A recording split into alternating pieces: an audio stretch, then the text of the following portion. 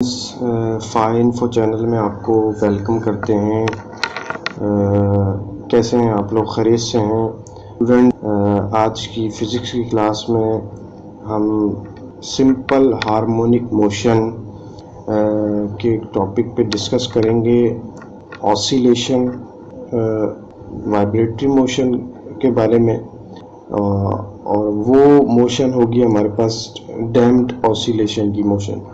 यानी कि damped oscillation जो स्टूडेंट्स, ये हमारे पास सिंपल हार्मोनिक मोशन में एक ऐसा टॉपिक है जिसकी जो डेली लाइफ है, फिज़िकल लाइफ में भी हमारे पास जो है वो काफ़ी एग्जांपल्स मौजूद हैं। तो इसके बारे में हम कुछ डिस्कस करते हैं।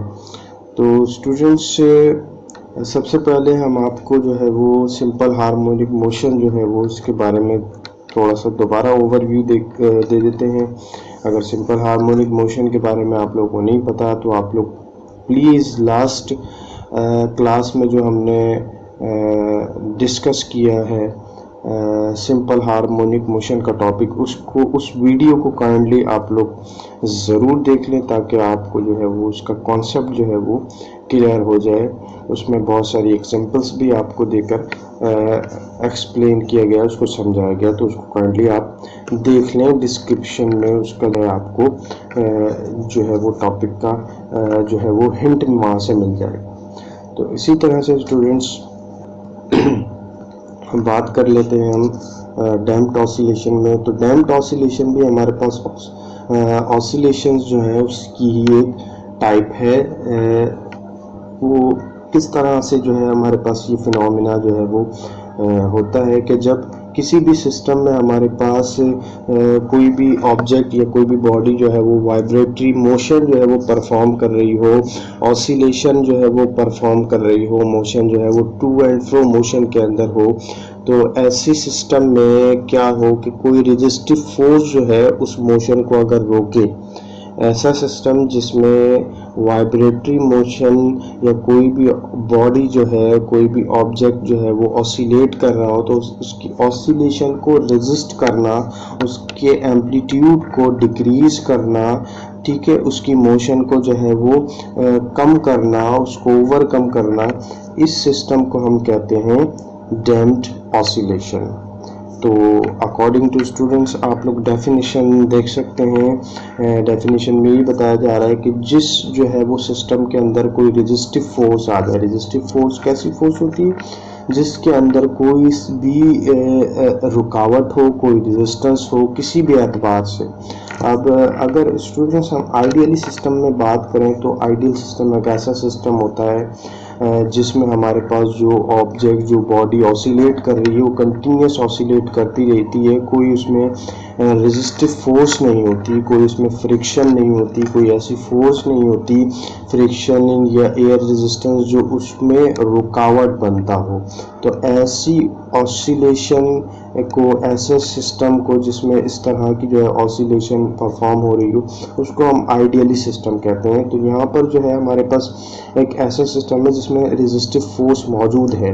तो अगर कोई भी ऐसा सिस्टम है जिसमें हमारे पास फ्रिक्शन आ जाए किसी भी जो है वो मीडियम की वजह से, या फिर किसी भी जो है वो कोई भी एयर रेजिस्टेंस आ जाए, उसकी वजह से अगर जो है वो मोशन कोई भी ऑब्जेक्ट की रिड्यूस हो, ठीक है, ऑसिलेशन जो है वो डिक्रीज हो रही हो, तो ऐसे सिस्टम को हम जो है वो रेजिस्टिव फोर्स कहते हैं कि उसमें कोई ना कोई फोर्स मौजूद है जो उसकी जो है वो ऑसिलेशन को रोक रही है, उसके एम्पलीट्यूड को डिक्रीज कर रही है कंटिन्यूसली। ऐसी जो है वो हमारे पास फोर्स जो है वो रेजिस्टिव फोर्स कहलाती है। तो इस ऐसी फोर्स को हम रेजिस्टिव फोर्स कहते हैं। और जिस सिस्टम में हमारे पास रेजिस्टिव फोर्स होगी उसको हम डैम्प्ड ऑसिलेशन कहेंगे। तो स्टूडेंट्स, ग्राफ में आप देख सकते हैं डैम्प्ड ऑसिलेशन के डिस्प्लेसमेंट टाइम ग्राफ में। तो आप देख सकते हैं वेव फॉर्म में जो है हमारे पास एम्पलीट्यूड जो है ये कंटिन्यूस डिक्रीज हो रहा है। ये डिक्रीज क्यों हो रहा है? ड्यू टू रेजिस्टिव फोर्स की वजह से ही हो रहा है, क्योंकि रेजिस्टिव फोर्स को जो है वो कंटिन्यूस जो है वो मोशन में रुकावट बन रही है। तो इसकी वजह से क्या हो रहा है कि एम्पलीट्यूड जो है वो डिक्रीज हो रहा है, जिसकी वजह से मोशन जो है वो डिक्रीज हो रही है, जिसकी वजह से ऑसिलेशन जो है वो स्लो हो रही है। तो स्टूडेंट्स ये जो है वो डैम्प्ड ऑसिलेशन जो है इसकी डेफिनेशन और इसकी एक्सप्लेनेशन हमने आपको बताई। अब इसकी जो है वो एग्जाम्पल के बारे में बात कर लेते हैं, जो फिज़िकल एप्लीकेशन है जो डेली रूटीन में यूज़ होती है उसकी बात कर लेते हैं। तो एप्लीकेशन में हमारे पास एक शॉक एब्जॉर्बर है स्टूडेंट्स, ये हमारे पास डैम्प्ड ऑसिलेशन के अंदर आता है। इसी तरह से इसकी एग्जाम्पल्स में और भी बहुत सारी ऐसी जो है हमारे पास ऐसा सिस्टम जिसके अंदर जो है वो रेजिस्टिव फोर्स मौजूद होगी, वो सारे सिस्टम हमारे पास स्टूडेंट्स ये इसी की एप्लीकेशन में आएंगे। तो यहाँ पर भी हमारे पास जो है वो शॉक एब्जॉर्बर जो है इसकी एप्लीकेशन है।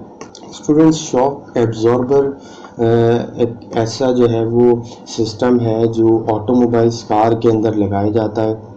शॉक एब्जॉर्बर नॉर्मली एक पिस्टन के ऊपर मुश्तमिल होता है और आउटर पार्ट जो है उसका स्प्रिंग टाइप का होता है, और वो ऊपर जो है वो अपर पार्ट जो है इसका जो है वो कार से जो है वो अटैच किया जाता है, और जो बॉटम का हिस्सा है ये इसके एक्सल से अटैच किया जाता है, और उसके अंदर जो है एक पिस्टन होता है, और पिस्टन के अंदर जो है वो इसमें लिक्विड फिल होता है स्टूडेंट्स।